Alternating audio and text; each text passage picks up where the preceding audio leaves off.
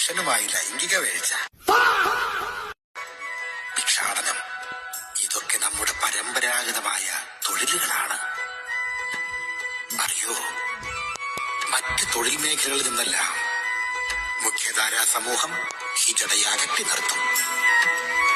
ഹിജട സമൂഹത്തിലെത്തുന്ന ഒരുത്തി ഇപ്പറഞ്ഞ തൊഴിൽ രീതികളിലൂടെ വരുമാനം കണ്ടെത്തി 1 വർഷക്കാലം ഗുരുവിനെ സംരക്ഷിക്കണം.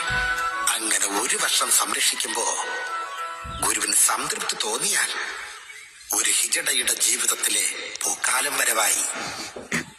ഹൽദി, മെഹന്തി, മൈലാഞ്ചി,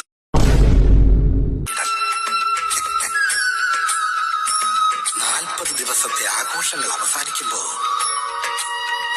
നീ ഒരു ഹിജടയായി അംഗീകരിക്കപ്പെടും. ഇതിലൂടെ ഒരു കുടുംബ ജീവിതവും സാമൂഹിക ജീവിതവുമാണ് നിനക്ക് ലഭിക്കുന്നത്.